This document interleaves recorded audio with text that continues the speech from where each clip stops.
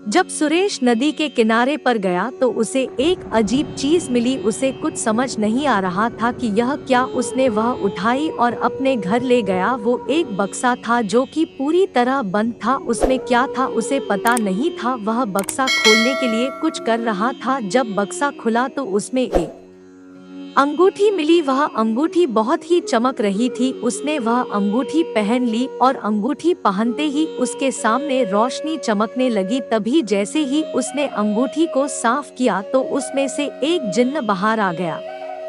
उसने सुरेश से पूछा कि मैं आपकी क्या हेल्प कर सकता हूँ। तब सुरेश ने कहा कि कहीं तुम अलादीन वाले जिन्न हो। जिन्न ने कहा कि मैं आपके लिए क्या कर सकता हूँ। सुरेश ने कहा मेरे खाने के लिए कुछ ला सकते हैं। जिन्न ने बहुत अच्छे अच्छे खाने सुरेश के सामने पेश किए। अब सुरेश को बहुत ही अच्छा लग रहा था बिकॉज उसके पास वो सब आ सकता है जो वो चाहता है।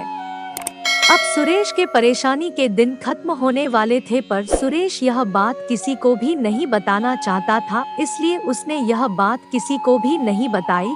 अगले दिन सुरेश ने पूछा कि तुम यह सब सामान कहाँ से लाते हो। जिन्न ने कहा कि यह सब सामान मैं खुद नहीं बनाता बल्कि दूसरों से लाता हूँ। जब यह बात सुरेश को पता चली तो उसे बहुत दुख हुआ। उसे लगा कि मैं चाहे जो भी जिन्न से मंगा लूँ यह सब दूसरों से लेकर आएगा। जिन्न कोई भी सामान लाए वो दूसरों को तकलीफ देकर ही लाएगा। अब सुरेश को कुछ भी अच्छा नहीं लग रहा था। अब सुरेश यही सोच रहा था कि इसका क्या किया जाए, इसे कहाँ पर छोड़ा जिससे यह किसी और को तकलीफ न पहुँचाए। अब सुरेश यही सोच रहा था कि क्या किया जाए। फिर उसने अपनी उंगली से वह जादू की अंगूठी उतरी और बक्से में रख दी और उसे कहीं पर छुपाने के लिए जगह सोचने लगा। तभी सुरेश को लगा कि उसे नदी में ही कहीं छुपा दूं तो अच्छा रहेगा, पर नदी में कैसे छुपाए वही सोच रहा था।